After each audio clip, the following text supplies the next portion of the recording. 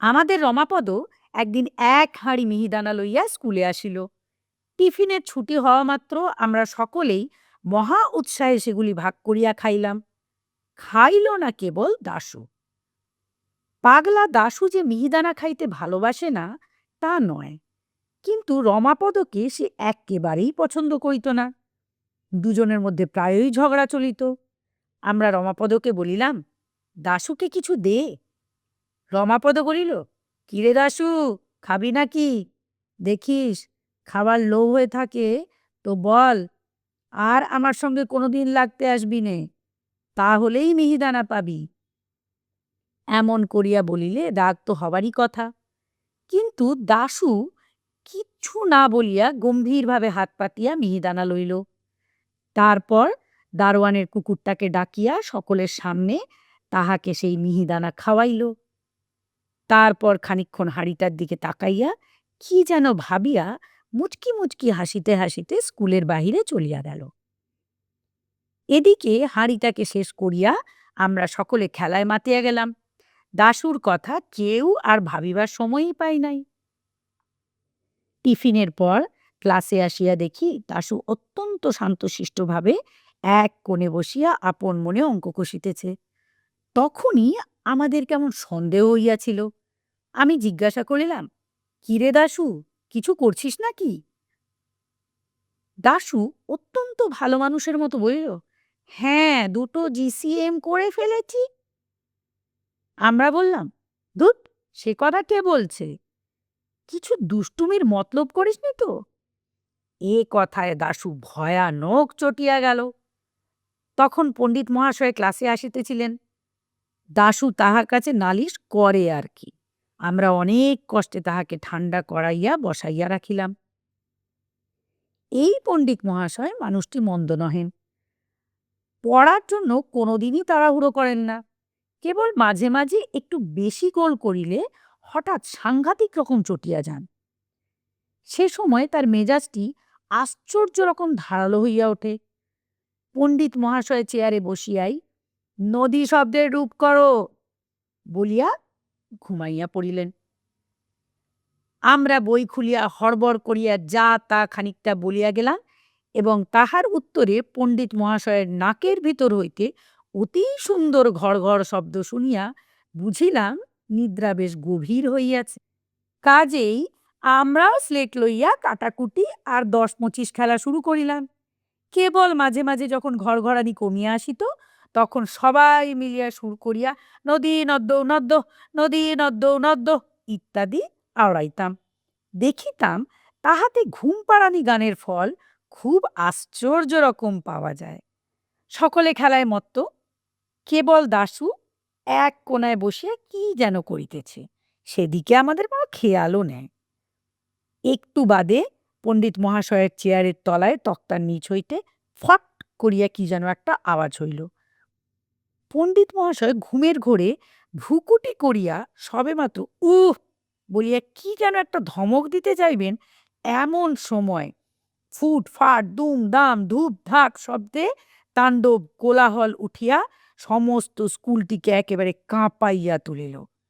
মনে হইল যেন যত রাজ্যের মিস্ত্রি মজুর সবাই একজোটে বিকট তালে ছাদ পিটাইতে লাগিয়াছে। দুনিয়ার কাঁসারি আর লাঠিয়াল সবাই যেন পাল্লা দিয়ে হাতুড়ি আর লাঠি ঠুকিতেছে। খানিকক্ষণ পর্যন্ত আমরা যাহাকে পড়ার বইয়ে কিংকর্তব্য বিমূঢ় বলে তেমনি হাঁ করিয়া রহিলাম। পণ্ডিত মহাশয় একবার মাত্র বিকট শব্দ করিয়া তারপর হাত পা ছুঁড়িয়া এক লাফে টেবিল ডিঙাইয়া একেবারে ক্লাসের মাঝখানে ধড়ফড় করিয়া পড়িয়া গেলেন। সরকারি কলেজের নবীন পাল বরাবর হাই জাম্পে ফার্স্ট প্রাইজ পায়, তাহাকেও আমরা এমন সাংঘাতিক লাফাইতে দেখি নাই। পাশের ঘরে নিচের ক্লাসে ছেলেরা চিৎকার করিয়া কড়াকিয়া মুখস্থ আওড়াইতেছিল। গোলমালে তারাও হঠাৎ আড়ষ্ট হইয়া থামিয়া গেল। দেখিতে দেখিতে স্কুলময় হুলুস্থুল পড়িয়া গেল। দারোয়ানের কুকুরটা পর্যন্ত যার পর নাই ব্যস্ত হইয়া বিকট কেউ কেউ শব্দে গোলমালের মাত্রা ভীষণ রকম বাড়াইয়া তুলিল। মিনিট ৫ ভয়ানক আওয়াজের পর যখন সব ঠান্ডা হইয়া আসিল, তখন পণ্ডিত মহাশয় বলিলেন, কিসের শব্দ হইয়াছিল দেখো। দারোয়ানজি একটা লম্বা বাঁশ দিয়া অতি সাবধানে আস্তে আস্তে তক্তার নিচ হইতে একটা হাঁড়ি ঠেলিয়া বাহির করিল। রমাপদর সেই হাঁড়িটা, তখনও তার মুখে কিছু একটু মিহিদানা লাগিয়াছিল। পণ্ডিত মহাশয় ভয়ানক ভ্রুকুটি করিয়া বলিলেন, এ হাঁড়ি কার? রমাপদ বলিল, আজ্ঞে আমার। আর যায় কোথা, অমনি ২ কানে ২ পাক। হাঁড়িতে কি রেখেছিলি? রমাপদ তখন বুঝিতে পারিল যে গোলমালের জন্য সমস্ত দোষ তারই ঘাড়ে আসিয়া পড়িয়াছে।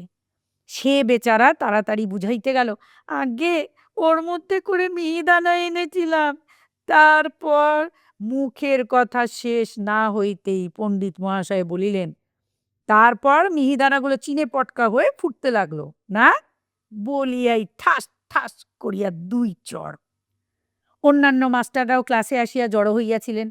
তাহারাও এক বাক্যে হাঁ হাঁ করিয়া রুখিয়া আসিলেন। আমরা দেখিলাম বেগতিক, বিনা দোষে রমাপদ বেচারা মার খায় বুঝি। এমন সময় দাশু আমার স্লেটখানা লইয়া পণ্ডিত মহাশয়কে দেখাইয়া বলিল, এই দেখুন, আপনি যখন ঘুমাচ্ছিলেন তখন ওরা স্লেট নিয়ে খেলা করছিল। এই দেখুন, কাটাকুটের ঘর কাটা। স্লেটের উপর আমার নাম লেখা। পণ্ডিত মহাশয় আমার উপর প্রচণ্ড এক চড় তুলিয়াই হঠাৎ কেমন যেন থতমত খাইয়া গেলেন। তাহার পর দাশুর দিকে কটমট করিয়া তাকাইয়া বলিলেন, চোপ রও, কে বলেছে আমি ঘুমোচ্ছিলাম? দাশু খানিকক্ষণ হাঁ করিয়া বলিল, তবে যে আপনার নাক ডাকছিল। পণ্ডিত মহাশয় তাড়াতাড়ি কথাটা ঘুরাইয়া বলিলেন, বটে, ওরা সব খেলা করছিল, আর তুমি কি করছিলে? দাশু অম্লান বদলে বলিল, আমি তো পটকায় আগুন দিচ্ছিলাম। শুনিয়াই তো সকলে চক্ষু স্থির। ছোকরা বলে কি? প্রায় ১/২ মিনিট খানিক কাহারও মুখে আর কোনো কথা নাই। তাহার পর পণ্ডিত মহাশয় ঘাড় বাঁকাইয়া গম্ভীর গলায় হুঙ্কার দিয়ে বলিলেন, কেন পটকায় আগুন দিচ্ছিলে? দাশু ভয় পাইবার ছেলে তো নয়।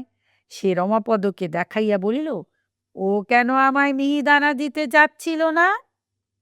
এরূপ অদ্ভুত যুক্তি শুনিয়া রমাপদ বলিল, আমার মিহিদানা, আমি যা ইচ্ছা তাই করব।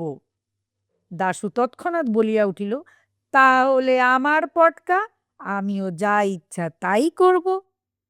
এরূপ পাগলের সঙ্গে আর তর্ক চলে না। কাজেই মাস্টাররা সকলেই কিছু কিছু ধমক ধামক করিয়া যে যার ক্লাসে চলিয়া গেলেন। সে পাগলা বলিয়া তাহার আর কোনো শাস্তি হইল না। ছুটির পর আমরা সবাই মিলিয়া কত চেষ্টা করিয়াও তাহাকে তাহার দোষ বুঝাইতে পারিলাম না। সে বলিল, আমার পটকা রমাপদর হাঁড়ি।